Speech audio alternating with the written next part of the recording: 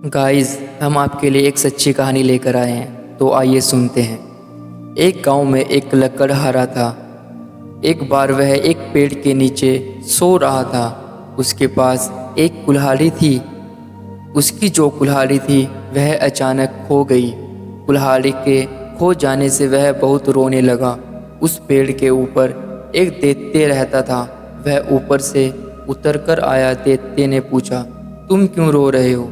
उस लकड़हारे ने कहा कि मेरी कुल्हाड़ी खो गई है। उसने कहा, कुल्हाड़ी ऐसी कौन सी बड़ी चीज़ है?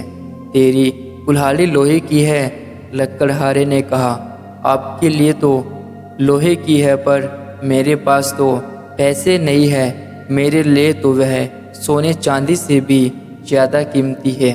मैं कहाँ से लाऊं? मेरे पास कुछ भी नहीं है। उस दैत्य ने लकड़हारे को सोने चांदी की कुल्हाड़ी देते हुए कहा कि ये लो कुल्हाड़ी। लकड़हारे ने कहा, महाराज, मेरी नीयत को मत डिगाइए। मुझे सोने चांदी का लोभ नहीं चाहिए। मुझे तो मेरी वही लोहे की कुल्हाड़ी चाहिए।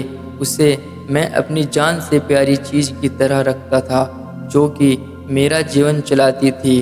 उसी से मुझे संतोष और शांति प्राप्त होती थी। मुझे तो वही कुल्हाड़ी चाहिए। अंत में उसको वही कुल्हाड़ी मिली। उसने लोभ और लालच को ठोकर मार दी। ठीक इसी तरीके से महाभारत के एक कथा आती है कि ब्राह्मणों को भोजन कराने के लिए पांडव ने निमंत्रण दिलवाया। एक ब्राह्मण जो सदाचारी था, ईमानदारी की कमाई खाता था, वह रोने लगा। युधिष्ठिर, अर्जुन और श्री कृष्ण को यह मालूम था कि सारे के सारे अतिथि जो हमने बुलाए थे वे आ गए, लेकिन उनमें से एक ब्राह्मण नहीं आया। एक व्यक्ति द्वारा उस तक खबर भेजी गई। उसके बाद ब्राह्मण आ तो गया, पर फूट फूट कर रोने लगा। उन्होंने रोने का कारण पूछा, भाई क्या बात है? हमारी दावत में कोई कमी है क्या? या फिर तुम्हारे स्वागत में कोई कमी है क्या? या हमने आपको जो बुलाया है तो सम्मान पूर्वक नहीं बुलाया? क्या बात है, जरा बताइए तो सही। उस ब्राह्मण ने एक बात कही, आप है राजा और मैं हूँ ब्राह्मण। अगर आपका कहना नहीं मानता, आपके यहाँ नहीं आता, तब भी बुरा था। और मैं आता हूँ, खाता हूँ, तो मेरी जीवात्मा नहीं मानती है कि क्योंकि खाने का मतलब है बुधान्य खाना। मैं आपके यहाँ खाऊंगा तो मुझे ऐसा लगेगा कि मैंने बुधान्य खा लिया। अगर बुधान्य खा लिया तो मुझे वह कैसे बचेगा?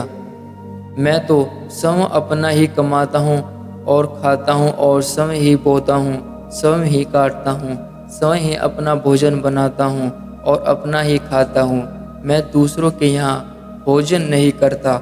आप राजा हैं तो क्या मैं यह मानता हूँ कि आप युधिष्ठिर है, लेकिन है तो यह पराया धन है ही। मेरी कमाई का उपार्जित धन तो नहीं है। उपार्जित धन नहीं है तो मैं किस प्रकार इसको खा सकता हूँ? इसलिए आपके निमंत्रण में मैं आना नहीं चाहता था, लेकिन आपने बुलाया तो मैं आ गया। पर मुझे क्षमा किया जाए, मुझे मेरे घर जाने की आज्ञा दी जाए।